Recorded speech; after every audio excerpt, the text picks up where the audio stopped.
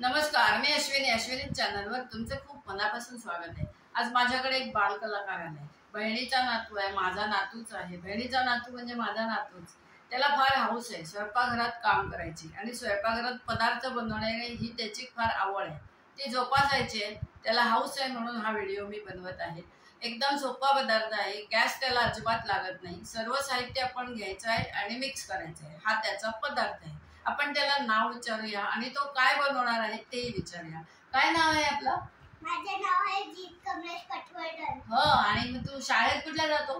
एके Joshi English medium. आई शपथ, एके जोशी इंग्लिश मीडियम। वा वा, पण मराठी शब्द येतील ना तुला?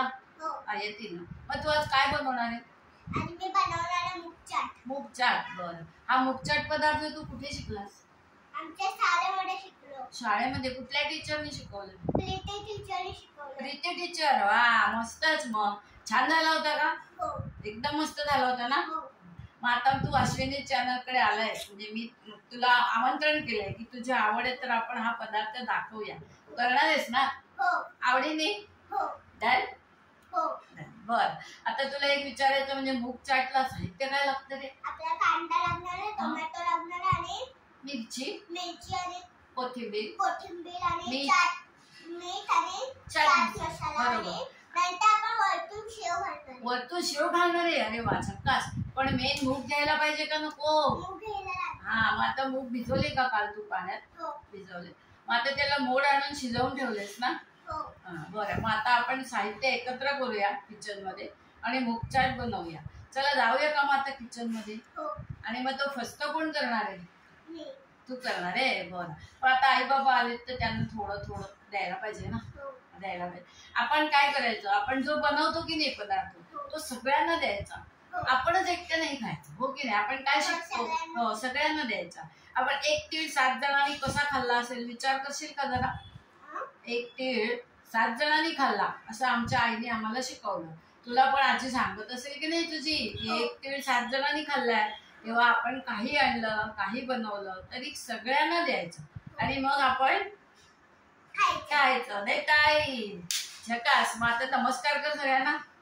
नमस्कार करून एकदा नाव सांग बरं परत। नमस्कार, माझे नाव आहे जीत कमलेश पटवर्धन। मग आता अश्विनीच्या किचन मध्ये जाऊया आणि पदार्थ बनवूया।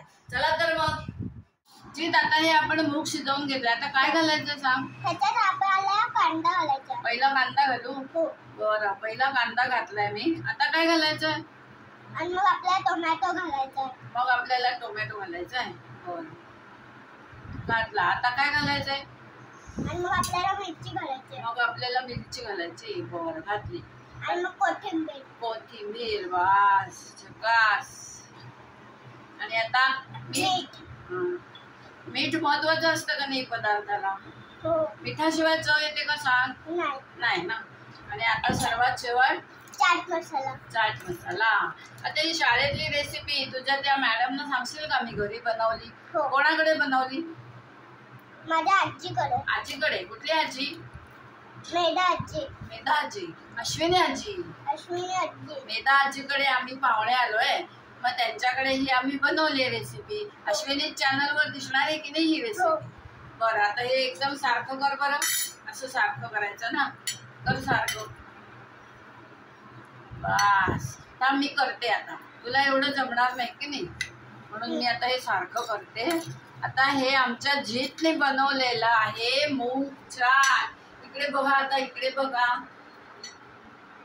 आता आमच्या जीतने हे मूग चाट बनवलंय। तुम्हाला आवडले असेल तर नक्की लाईक करा, शेअर करा आणि चॅनलला सबस्क्राईब करा। धन्यवाद। आता आमची भेट एका छानशा पदार्थासोबत होणार आहे, ते पण जीत बरोबरच होणार आहे। पण 1-2 पदार्थ माझे असतील, नंतर जीतचे असतील। चला तर मग आता आपण लवकरच भेटूया। तोपर्यंत बाय बाय।